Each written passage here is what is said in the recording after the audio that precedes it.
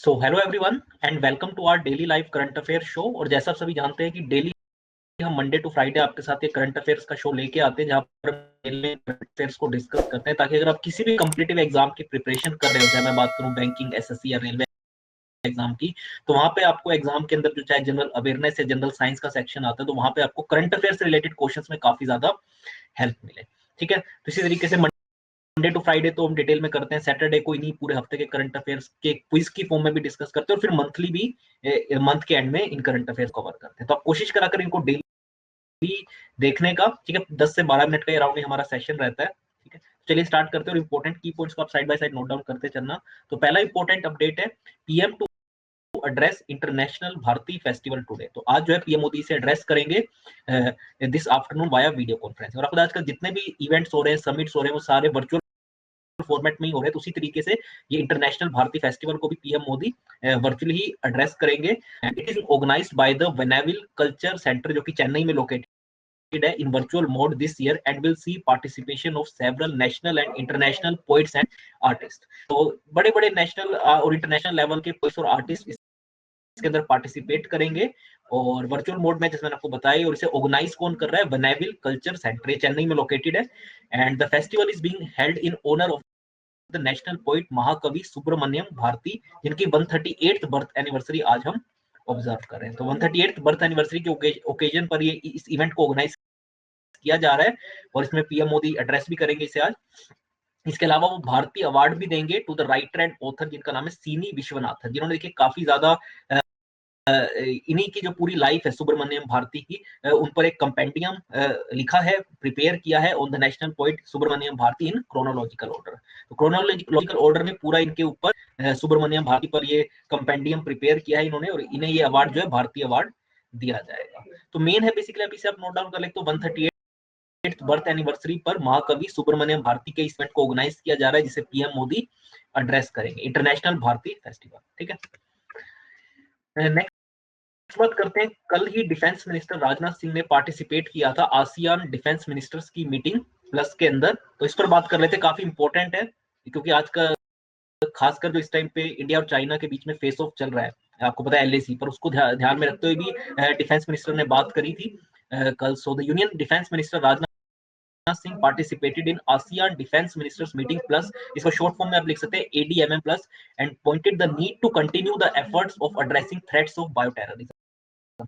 और किस तरीके से खासकर बायो टेररिज्म के थ्रेट को एड्रेस भी उन्होंने किया, किस तरीके से इसे मिटिगेट किया जा सकता है। has changed the world and had left us आपने देखा है, तो उम्मीद है वैक्सीन काफी ब्रिटेन ने अप्रूव कर दिया, और धीरे धीरे हो सकता है नेक्स्ट ईयर तक जो है स्टार्टिंग में इंडिया में भी इसकी डोजेस अवेलेबल हो जाएंगी। खासकर सबसे पहले जो फ्रंट लाइन वर्कर्स है, ठीक है, डॉक्टर्स, पैरामेडिक स्टाफ, उनको सबसे पहले इसकी डोज दी जाएगी। इसके अलावा उन्होंने जो करंट रीजनल एनवायरमेंट है, विच इज विजिबल स्टेंसेस, मैंने आपको बताया, खासकर चाइना के साथ लेके जो इंडिया का बॉर्डर पे स्टैंड ऑफ चल रहा है एलएसी पर, इसके अलावा पाकिस्तान के साथ, तो देखिए आपको पता ही है। तो और टेररिज्म को लेके भी उन्होंने बात करी and appreciated the role of ASEAN led forum. आपको पता है आसियान कंट्रीज जो है एंड उनका जो ये एडीएमएम प्लस का जो ये प्लेटफॉर्म है, जहां जिसके थ्रू इसी तरीके से काफी कंट्रीज जो है एंगेज करती है dialogue towards security order in Asia. ठीक है, तो ये आप देख सकते हो उसके विजुअल्स जब वो इसे एड्रेस कर रहे थे इस मीटिंग को। नेक्स्ट बात कर लेते हैं, आरबीआई ने कैंसिल कर दिया licence of Maharashtra based Karad Janata Sahakari bank. देखिए बैंकिंग सेक्टर एक ऐसा है जो पिछले आप देखेंगे काफी टाइम से इस पर काफी प्रेशर पड़ा है, और खासकर कोरोना वायरस के बाद और ज्यादा इन पे जो है, इनके खासकर जो एनपीएज है वो उम्मीद है, क्योंकि देखिए ऑब्वियस सी बात है, इनकम के सोर्स जिनके थे, जो बड़े बड़े बिजनेसेस है, वो काफी ज्यादा इससे अफेक्टेड हुए। तो हो सकता है आने वाले टाइम में आप देखेंगे और बैंकों पर प्रेशर पड़े, खासकर एनपीए इनके इंक्रीज हुए। सो इसी बीच आरबीआई ने कैंसिल कर दिया licence Maharashtra based Karad Janata Sahakari bank. इससे पहले भी आपको पता है खासकर जो लक्ष्मी विलास बैंक है उसको भी देखिए मर्ज करना पड़ा था। ठीक है, इसके पहले यस बैंक का क्राइसिस आपको पता है, आईडीबीआई बैंक को तो खैर उसको तो पहले एलआईसी का ने उसे परचेज किया, उसे प्राइवेटाइज कुछ टाइम बाद कर दिया जाएगा आईडीबीआई बैंक को भी। तो लगातार बैंकिंग सेक्टर पे काफी ज्यादा प्रेशर पड़ा है पिछले टाइम में, और इसी बीच महाराष्ट्र बेस्ड एक कराड़ जनता सहकारी बैंक है जिसके लाइसेंस को आरबीआई ने कैंसिल कर दिया है। So the reserve bank of India cancelled the license of Maharashtra-based Karad Janata Sahakari Bank Limited as it does not have adequate capital and earning prospects. ठीक है, so उन्होंने देखी जो उन्हें लगा मतलब उनको कि इनके पास तो ज्यादा एडिक्वेट कैपिटल नहीं है जो एक बैंक को चलाने के लिए होनी चाहिए, और अर्निंग प्रोस्पेक्ट्स इन फ्यूचर भी इनके पास ऐसा कोई इनकी पॉलिसी वगैरह नहीं है, तो इसलिए इन्होंने इनके लाइसेंस को भी कैंसिल कर दिया है। और इसके बारे में देखिए, इससे पहले भी आरबीआई ने एक इशू किया था ऑर्डर कैंसिलिंग, ये तो खैर 7 दिसंबर से इनके बिजनेस ऑपरेशंस को तो खैर बंद कर ही दिया गया। इससे पहले नवंबर 2017 में इसे ऑल इंक्लूसिव डायरेक्टर्स की कैटेगरी में रखा था फॉर द लास्ट 3 इयर्स, और उसके बाद फाइनली अब 7 दिसंबर के बिजनेस एंड से जो है इनके सारे ऑपरेशंस को बंद कर दिया गया है। और आरबीआई ने ये भी कहा एक स्टेटमेंट में कि that more than 99% of the depositors of the bank will get full repayment, क्योंकि आपको देखिए जो डीआईसीजीसी है, deposit insurance credit guarantee corporation, जो देखिए 5 लाख तक का आपको इंश्योरेंस प्रोवाइड करते हैं। सब इस बैंक का लाइसेंस सब खत्म हुआ तो 5 लाख रुपए तक अगर आपके इस बैंक में डिपॉजिट थे तो आपको देखिए वो पूरे मिल जाएंगे। 9% डिपॉजिटर्स को तो अपना पूरा पैसा वापस मिल जाएगा, लेकिन फिर भी 1% भी देखिए बहुत होते हैं, उनका अगर कुछ भी पैसा अगर देखिए इससे नहीं वापस आता तो ऑब्वियसली बात है कहीं ना कहीं बैंकिंग सिस्टम पे भी एक लोगों का विश्वास उठता है। क्योंकि मैंने पता है काफी सारे बैंक पिछले टाइम में, पीएमसी बैंक था वहां एक स्कैम आपने देखा था, फिर यस बैंक, इस तरीके से नैना लक्ष्मी विलास बैंक का जिस तरीके से मर्जर करना पड़ा, महाराष्ट्र बेस्ड ये कराड़ जनता सहकारी बैंक का तो बिल्कुल ही आपको लाइसेंस ही कैंसिल कर दिया गया। तो इस तरीके से, और मैंने आपको बताया 5 लाख तक का ये जो इंश्योरेंस है ये डीआईसीजीसी प्रोवाइड करता है। पहले ये देखिए 1 लाख तक का था, लेकिन इसे फिर इस लिमिट को बढ़ाया गया, 5 लाख किया गया। तो अब इस बैंक के जितने भी डिपॉजिटर्स थे उनको 5 लाख तक तो वापस मिल जाएंगे, लेकिन उससे अगर ज्यादा थे तो वैसी बात है, मैंने बताया 99% डिपॉजिटर्स को तो पूरा मिल जाएगा, लेकिन 1% ऐसे थे जिनका कुछ ना कुछ पैसा यहाँ पे फंसेगा। ठीक है, तो इसका लाइसेंस कैंसिल कर दिया। आप इस बैंक का नाम नोट डाउन कर ले, और पिछले 3 साल से इसे बैंक ने, आरबीआई ने और इंक्लूसिव डायरेक्शंस की कैटेगरी में रखा था। ठीक है, इसके अलावा एक और आरबीआई से रिलेटेड अपडेट आई है, वो है आरटीजीएस जो मनी ट्रांसफर सर्विस है, जैसे एनईएफटी होता है, RTGS real time gross settlement, उसको देखिए 24/7 कर दिया गया है। पहले क्या था, सिर्फ जो वर्किंग आवर्स होते थे बैंक के उसी के बीच ही आप इसकी सर्विस को यूज कर पाते थे, लेकिन अब इसे 24/7 यानी अगर आप रात को भी घर से अगर आपके पास ऑनलाइन इंटरनेट बैंकिंग है तो आप आरटीजीएस कर सकते हैं 24/7। 14 दिसंबर से ही ये आरबीआई ने कहा है। So the reserve bank of India announce that the real time growth settlement system यानी आरटीजीएस अब देखिए 24/7 ऑपरेशनलाइज्ड हो जाएगा all through out the year from December 14 onwards. और इससे पहले देखिए 1 साल पहले एनईएफटी को इसी तरीके से 24/7 किया गया था, तो ये काफी सक्सेसफुल रहा। इसे ट्रांजैक्शंस भी काफी बड़ी एनईएफटी से जो लोग जिसे यूज करते हैं, जो छोटी ट्रांजैक्शंस के लिए ज्यादातर यूज होता है एनईएफटी, तो इसके सक्सेसफुल देखते हुए इसे आरटीजीएस को भी 24/7 अब कर दिया गया है।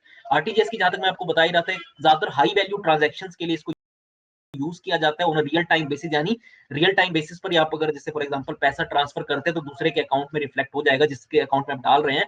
और मिनिमम अमाउंट इसमें कि आपको कम से कम 2 लाख रुपए रहता है। अगर आप 2 लाख से कम ट्रांसफर करना चाहते हैं तो फिर आप एनईएफटी यूज कर सकते हैं, लेकिन कम से कम आरटीजीएस के लिए आप 2 लाख या उससे मैक्सिमम लिमिट कुछ भी नहीं है, पर मिनिमम 2 लाख होना चाहिए।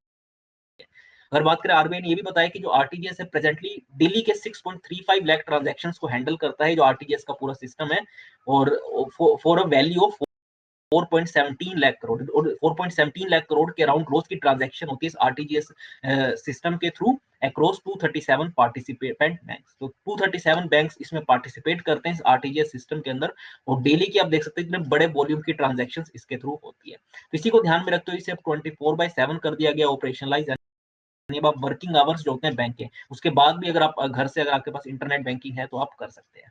ठीक है, तो इंपॉर्टेंट अपडेट इसे नोट डाउन कर लें।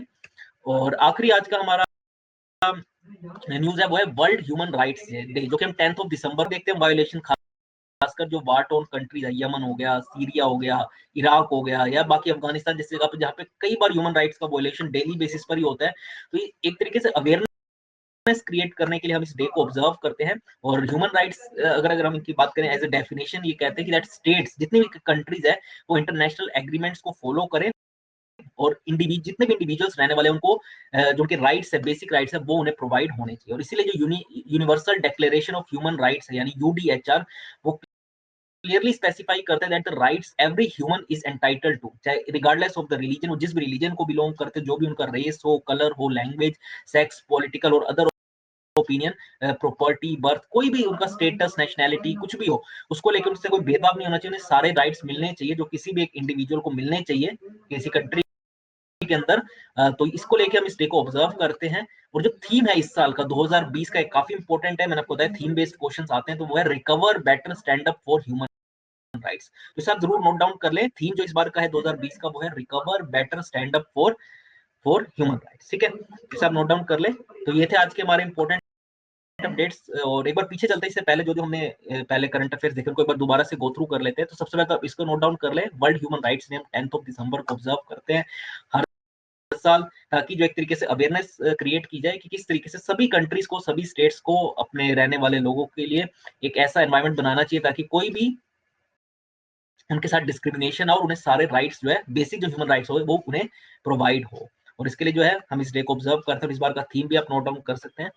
फिर मैंने आपको बताया आरटीजीएस की जो सर्विस है, जिसके थ्रू आप किसी पर्सन के अकाउंट में पैसा इजीली ट्रांसफर कर सकते हैं रियल टाइम बेसिस पे। पहले वो सिर्फ वर्किंग आवर्स जो बैंक के होते थे उसी टाइम आप इसको यूज कर पाते थे, लेकिन अब इसे 24/7 कर दिया जाएगा 14 दिसंबर से। इससे पहले, एक साल पहले एनईएफटी को इसी तरीके से 24/7 किया था, तो काफी सक्सेसफुल रहा, नंबर ऑफ ट्रांजेक्शन भी बढ़ी। तो उसको ध्यान में रखते हुए इसे आरटीजीएस के अंदर भी एक्सटेंड कर दिया गया है। और मैंने पता है मिनिमम लिमिट आरटीजीएस की आप इसे लिख ले 2 लाख होती है, उससे कम आप आरटीजीएस नहीं कर सकते, और मैक्सिमम कोई इसकी लिमिट नहीं है। और डेली कितनी ट्रांजेक्शन होती है आप यहाँ पे देख सकते हैं, इतने बड़े लेवल पे आरटीजीएस को सभी यूज करते हैं। फिर मैंने आपको बताया था एक और आरबीआई से रिलेटेड न्यूज कि किस तरीके से उन्होंने लाइसेंस कैंसिल किया है महाराष्ट्र बेस्ड कराड़ जनता सहकारी बैंक का। रीजन मैंने आपको बताया कि एक तो इनके पास ना तो एडिक्वेट कैपिटल थी जो होनी चाहिए किसी एक बैंक को रन करने के लिए, और ना ही फ्यूचर इनका कोई प्रोस्पेक्ट लग रहा था कि इन फ्यूचर ये अपनी परफॉर्मेंस को इंप्रूव कर रहे थे। ठीक है ना। और पिछले 3 साल से मैंने आपको बताया ऑल इंक्लूसिव डायरेक्शंस में भी इसको रखा हुआ था।